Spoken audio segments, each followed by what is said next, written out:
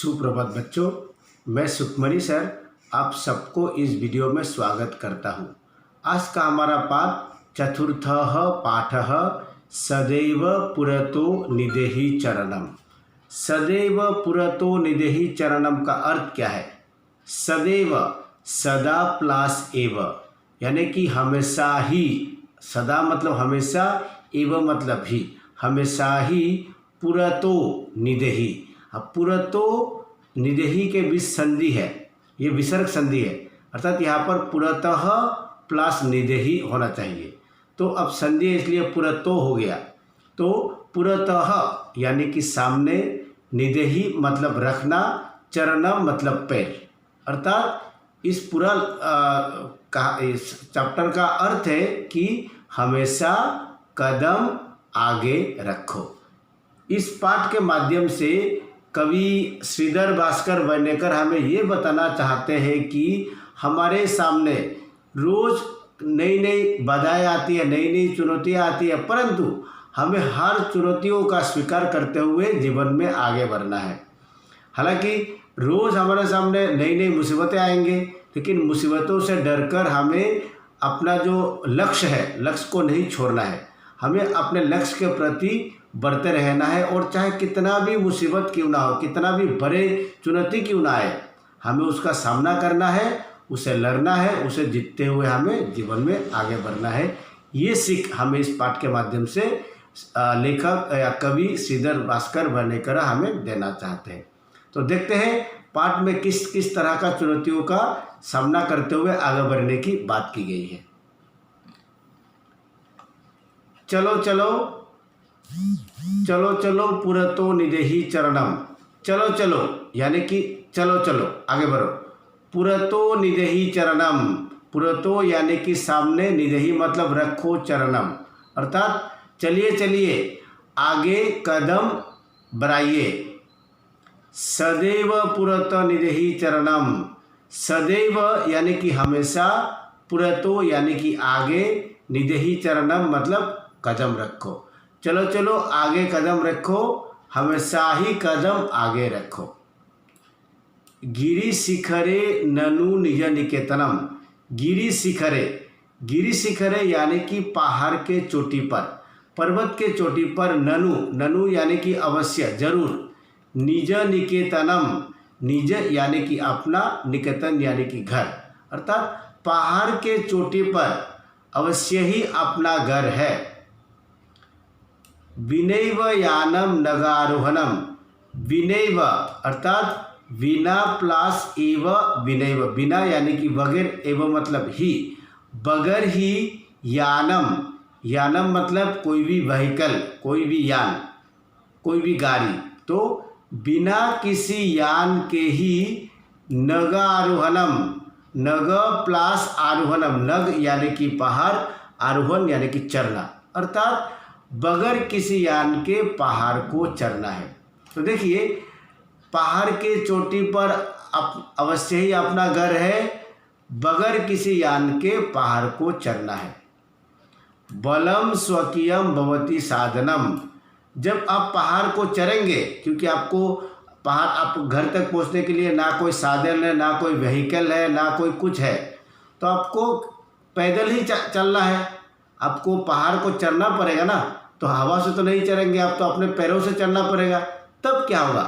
बलम स्वकीयम भवति साधनम, अपना बल ही अपना साधन होगा, अर्थात अपना बल ही, स्वकीयम बलम मतलब अपना बल, भवति साधनम, साधनम मतलब एकमात्र सहारा, अर्थात अपना बल ही अपना सहारा होगा। तब क्या होगा? सदैव पुरतो निदेहि चरणम। इसलिए हमें क्या करना है? हमेशा कदम आगे बढ़ाना है।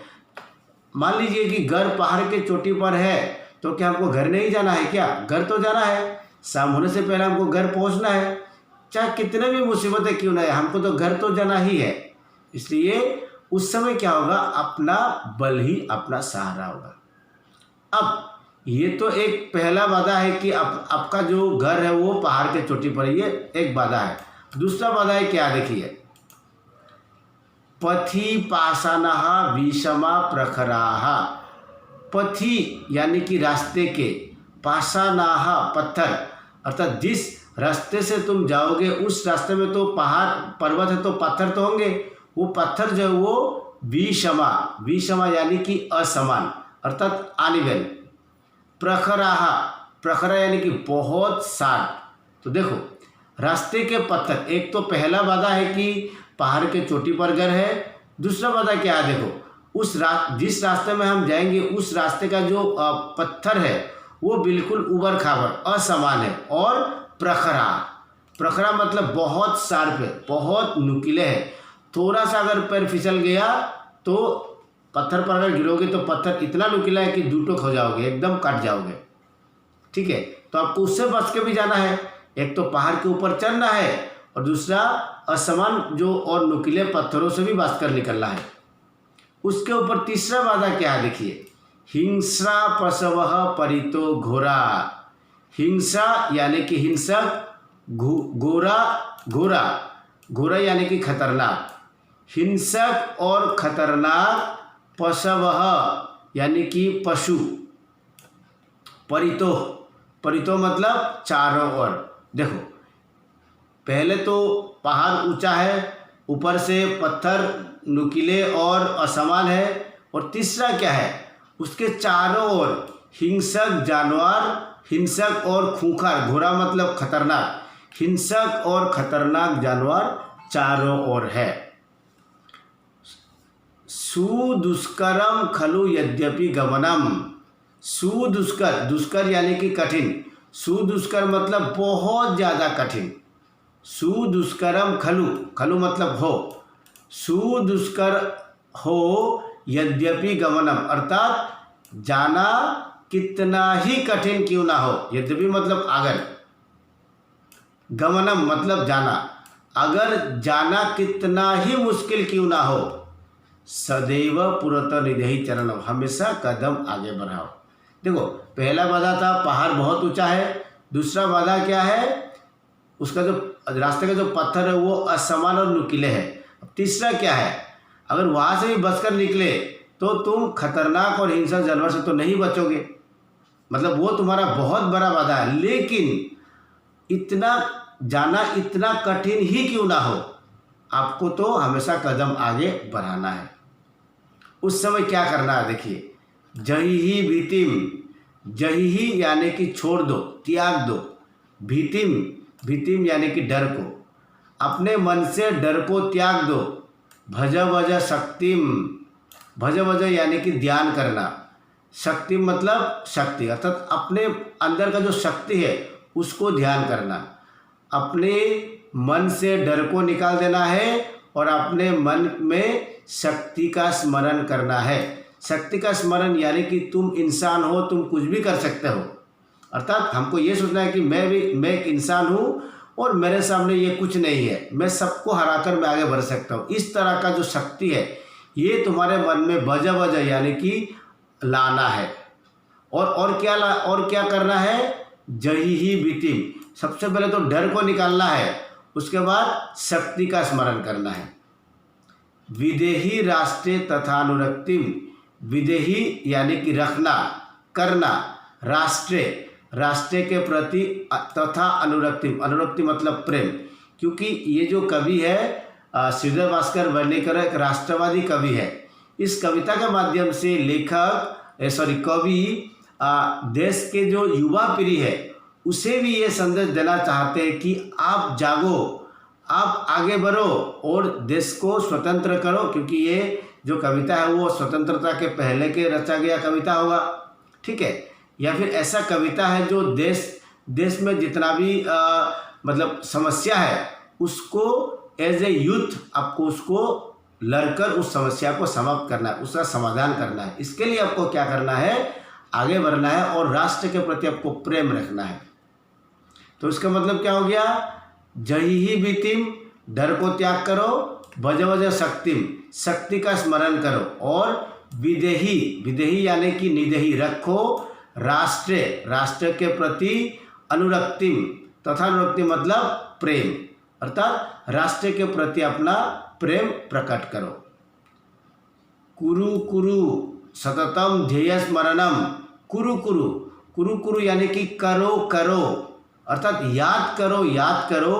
सततम, सततम मतलब हमेशा, लगातार। ध्येय स्मरणम, ध्येयम यानी कि लक्ष्य, स्मरणम मतलब स्मरण करना, अर्थात तुमको हमेशा अपना लक्ष्य को स्मरण रखना है।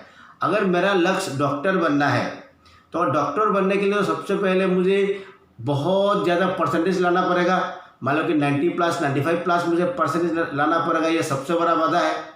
उसके ऊपर से डॉक्टर बनने के लिए मुझे जो एग्ज़ाम आएगा, नीट वगैरह जो एग्ज़ाम होगा, उसको मुझे क्रैक करना है। इतने सारे वादा आपके सामने, 90% लाया लेकिन आप नीट नहीं क्रैक कर पाए तो आप डॉक्टर नहीं बन पाएंगे। तो ऐसे बहुत कुछ आपके सामने एक के बाद एक बाधा आएगा, लेकिन आपको हर एक बाधा को, हर एक चुनौती को आपको पीछे धकेल कर आपको आगे बढ़ना है। आपको रुकना नहीं है, आपको पीछे नहीं जाना है, हमेशा आपको आगे बढ़ना है। ठीक है, तो लेखक कहते हैं कि करो करो हमेशा ध्येय स्मरण, अर्थात हमेशा और लगातार अपने लक्ष्य को स्मरण करो, सदैव पुरोत्तम, और हमेशा कदम आगे बढ़ा। तो इस पूरा पैराग्राफ में क्या हो गया? डर को त्याग करो, शक्ति का स्मरण करो, राष्ट्र के प्रति अपना प्रेम प्रकट करो, हमेशा अपने लक्ष्य को स्मरण करो और हमेशा कदम आगे बढ़ाते चलो।